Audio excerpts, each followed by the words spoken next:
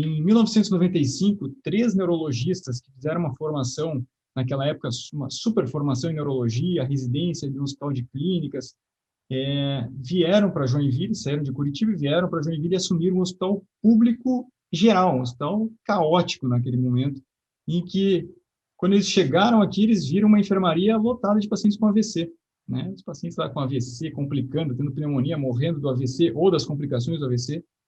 E, num primeiro momento, os 3 neurologistas, doutora Carla Moro, doutor Alexandre Longo e doutor Norberto Cabral, eles se assustaram com aquilo, porque eles não tinham nunca visto tanto AVC, nem na residência deles, porque naquela época, em 95, o AVC não fazia parte do programa da residência de neurologia, né? O neurologista gostava de síndromes raras, achados do exame físico, do diagnóstico difícil da neurologia, e o AVC muitas vezes internava para o clínico e tinha as consequências, sem o tratamento adequado, muito catastróficas, né? Então, eles chegaram no hospital público, no hospital geral, e viram aquela monte de paciente com AVC.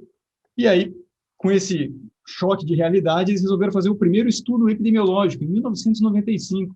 Eles tiveram o doutor Norberto Cabral teve essa ideia de, primeiro, ver, será que Joinville tem uma epidemia de AVC aqui, né? Será que nós estamos no epicentro do AVC no mundo? E não existia dados no Brasil, então eles começaram a pesquisar e, infelizmente, descobriram que o que acontecia em Joinville era a realidade em todo o Brasil e provavelmente em todos os países em desenvolvimento. Muitas pessoas com AVC. Para a gente ter uma ideia, o AVC é uma das principais causas de morte, está sempre ali brigando no ranking negativo, né, com infarto agudo do miocárdio ou AVC, é disparada a principal causa de incapacidade na nossa população, né? Então, é uma doença extremamente prevalente e impactante. Eles se deram conta disso, e aí, como eles tinham pessoas muito inteligentes, né, e muito proativos, eles viram, poxa, nós temos um problema, temos muitos AVCs, quais são as melhores práticas agora, em 95, que a gente pode implementar nesse hospital público? E logo no ano seguinte, eles foram para a Alemanha e entraram em contato com o conceito de unidade de AVC. A unidade de AVC é uma área restrita do hospital que interna todos os pacientes com AVC, e essa área recebe um cuidado multidisciplinar, não só no tratamento da fase aguda, que na época nem existia ainda, trombólise, trombectomia, mas principalmente na reabilitação do paciente e evitando as complicações do AVC. Conseguiram muito esforço, criar a unidade de AVC dentro do hospital público, e foi a primeira unidade de AVC do Brasil, foi criada dentro do hospital público em Joinville, em 1997, e desde então eles começaram a criar uma cultura de que o paciente com AVC merecia um tratamento adequado, que existiam protocolos, que existiam boas práticas, que existia uma medicina baseada em evidência para manejar esse paciente, e hoje nós sabemos, a unidade de AVC é 1A de evidência, é má prática médica não fornecer esse tratamento para o paciente, mas, infelizmente, muitos hospitais públicos e privados do Brasil ainda não oferecem isso, né? É uma prática, uma intervenção que tem um nível de evidência 1A.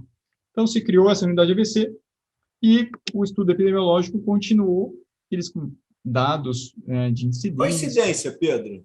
Qual a média de AVC mundial? E você lembra o que mais ou menos tinha de número? Era absurda a diferença, a discrepância?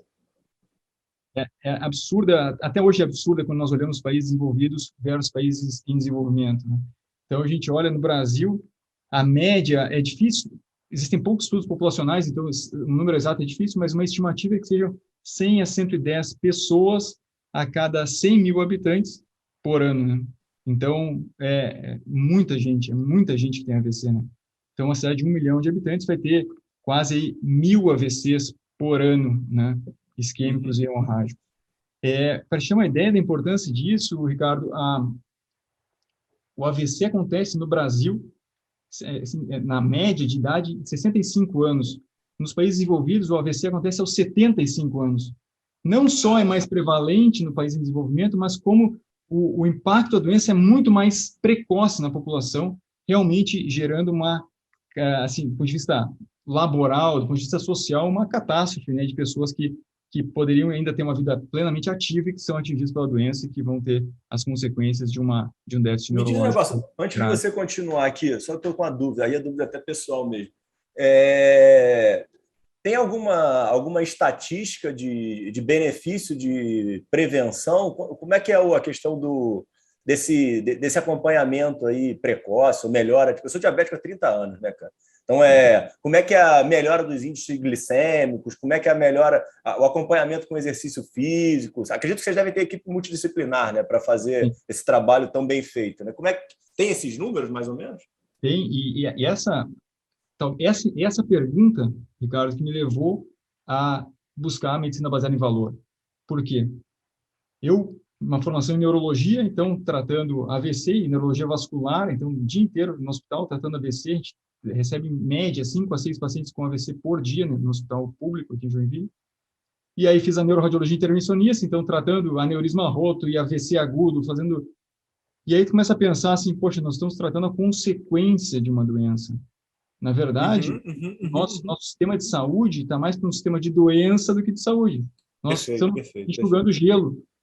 Quando eu começo a estudar, e existe um estudo clássico disso que se chama Interstroke, eles demonstraram que 90% dos casos de AVC, 90% dos casos de AVC, da doença, uma das que mais mata e mais incapacita, poderiam ser evitados com controle de fator de risco. E aí tu começa a repensar tudo que tu tem de conceito de prestação de serviço em saúde, porque até então eu estava preocupado em tirar um coágulo da artéria do cérebro para reperfundir o cérebro, e aí quando alguém me diz assim, não, mas nós poderíamos evitar isso 90% das vezes, é um balde de água fria em tudo que tu acredita, né?